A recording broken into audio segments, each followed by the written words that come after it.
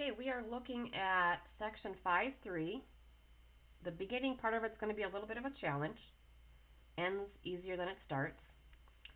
In this section, we're going to be finding the equation of a tangent line. Again, that's the easy part.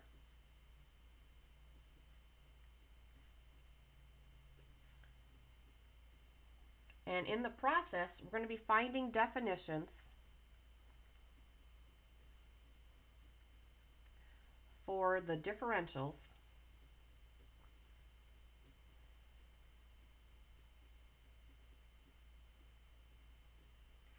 dy and dx. Now, where you've seen dy and dx, I don't write it very often because it's a longer way to do it, is when we do derivative. We always called it y prime. Y prime equals. Well, remember the other notation for that is dy over dx. And we think of that as one unit, but in this lesson we're going to be separating the two and finding definitions for each one individually. So it all starts with a nice complicated graph.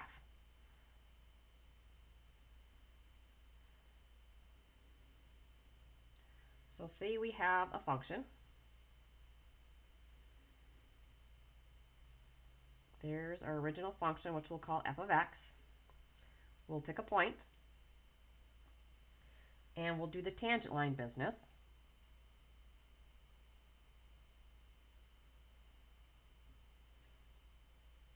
So that linear function we'll call a y. And it's of the form y equals mx plus b. And because that's a tangent line, first of all, let's go down here. It's all about the labeling.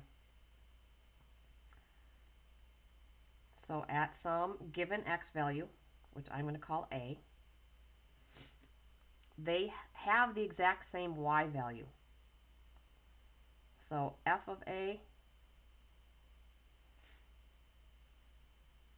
and y of a are exactly the same value. I've got y of a equals f of a there. The tangent line and the function, that's the only point they have in common, so they share that y value. What we're going to do is move away from x, a small amount, but I'm going to exaggerate it, to x plus some change in x, like a 0.01 away or a 0.001 away, or maybe 0.1 away.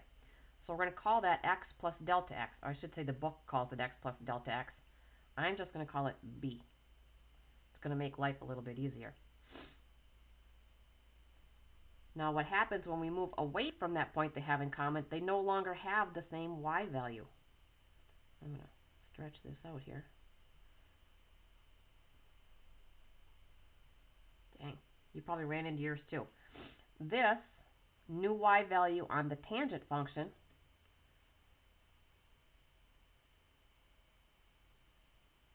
we'll call y of b, because I've got that equation called y equals. So that's y of b. The corresponding y value, I'm going to bend it a little bit so it hits. We'll call that one f of b.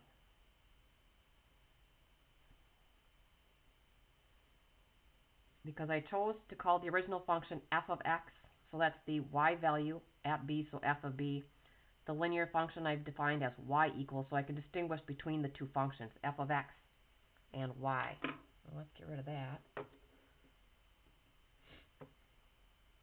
Okay, all of our definitions are going to come out of this. Okay, this change in x, when I went from a to b, or x to x plus delta x, that change there, well, obviously it's called delta x. And delta x is the change in x on the original function. So delta x is the change in x on the original function. Well, it's the same change in x on the tangent function. So delta x is equal to dx. They're the same value on both functions. Now the y's are different. Delta y is the change in y values on the original function. So these are just definitions, the way it works. So it's the f of b value, the new one, minus the original one. So it's this big jump. It's this distance. Deltas are changing. So it's the change in y value on the original function. So it's f of b minus f of a.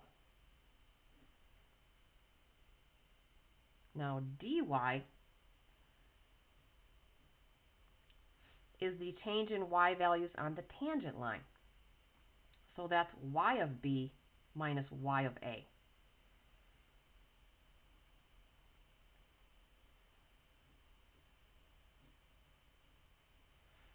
Okay, and this is the one that's kind of important. There's another way to get this answer without doing a tangent line.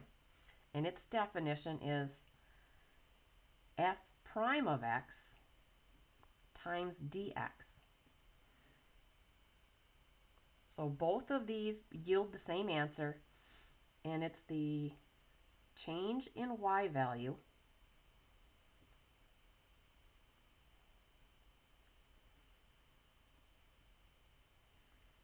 on the tangent line, or for the tangent line.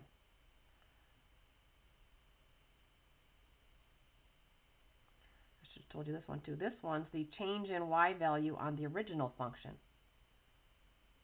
So change in y on original function. Okay, if you can read that, change in y on the original function. Sorry about that. And this is just the change in x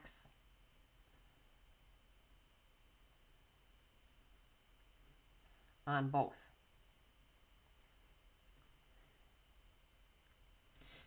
Okay, now at the original point where there is no change in the y values between the two y values, here there is a difference in the two y values. That's called the error of the function. So error is the distance between these y values here at the second point, the second x value. So the error would be calculated by taking the y value of the original function and subtracting the y value of the tangent line function. So this is your error right in here, that distance. Okay, these are the definitions you need to do this next problem. Let's see. I think I want to start a new page just in case it takes a little more.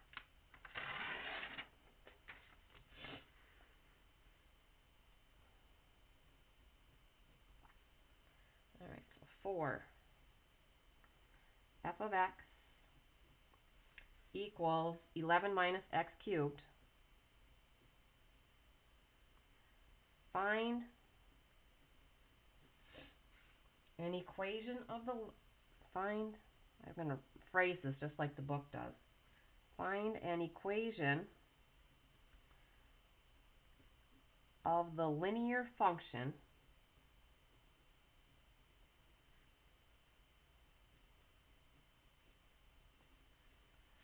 that best fits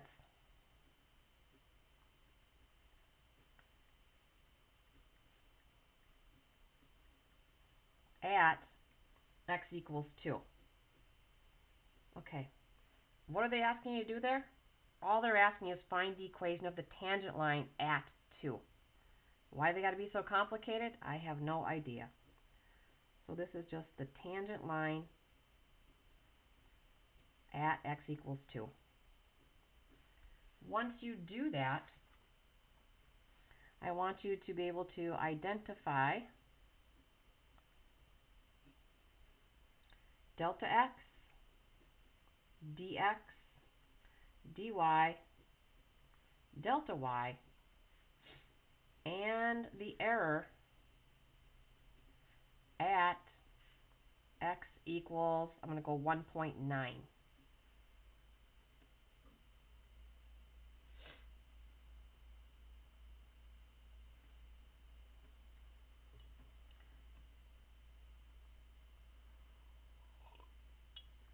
Okay, here we go.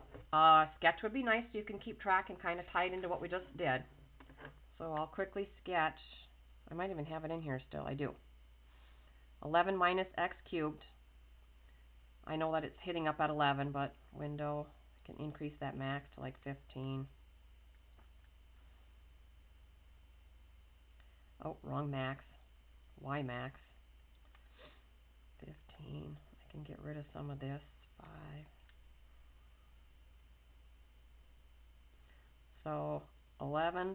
I only care about at 2. I can see it's crossing just past the 2. So I'm going to exaggerate this a little bit.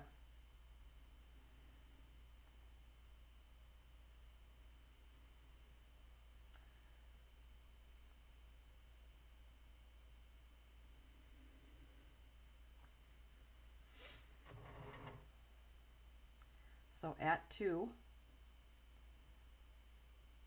I want to find the equation of the tangent line, and then find all of this information, these 5 things, at 1.9. So just a rough sketch of the tangent line in here. Oops, I was supposed to hit. I'm going to call 1.9 way down here just so I can get some separation.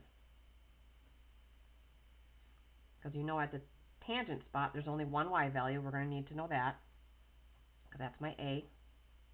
This is my B, or my x, and then my x plus delta x.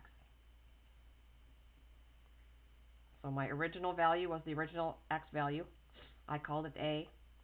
1.9 is my new new x value, which I call B, and then the book will call that x plus some delta x, which we can see was just a negative 0.1. But anyway, at this point, you know the graphs are separated, so you have 2 separate y values here, which we'll find later. So we're going to be having 3 functions working here. The original function, 11 minus x cubed. We're going to be using the tangent function, excuse me, not tangent, but derivative function. So let's write that one down right now. The derivative function, derivative of 11 is 0. Here we get negative 3x squared. And then we still have to come up with the tangent line, y equals. So I'll leave room for that one up here. So tangent line first. We'll call it part A of the problem. Tangent line. Your first step is to always find the slope. And you know the slope. At this point, you should remember, we've done this quite a few times, that the slope comes from the derivative. So we want the slope when x equals 2. When x is 2, we want the slope. So the m is the derivative value at 2. So if I plug 2 into the derivative, I get negative 3 times 2 squared. Let's see, it's negative 12. Now the second step is to find the b. And just by my graph, I can see it's going to cross up pretty high. This was at 11, so I'll go into the y equals mx plus b. I can substitute in for the m. I know that that's negative 12. The x I know is a 2. I'm supposed to be able to solve for the b. I don't have a y. Well, where do I get the y value from? Well, think about it. If x is 2, there's a y value here. I just never found it. How can I find this y value? Well, this y value is on the original function. I've just got to put 2 into the original function to see what the corresponding y value is. So the f of 2, 2 cubed is 8, 11 minus 8 is 3. This is 3. So that's my f of 2 value, or my f of a value, and my y of a value. So I can put a 3 here. This will be negative 24, so I'm going to add 24 to both sides. So b equals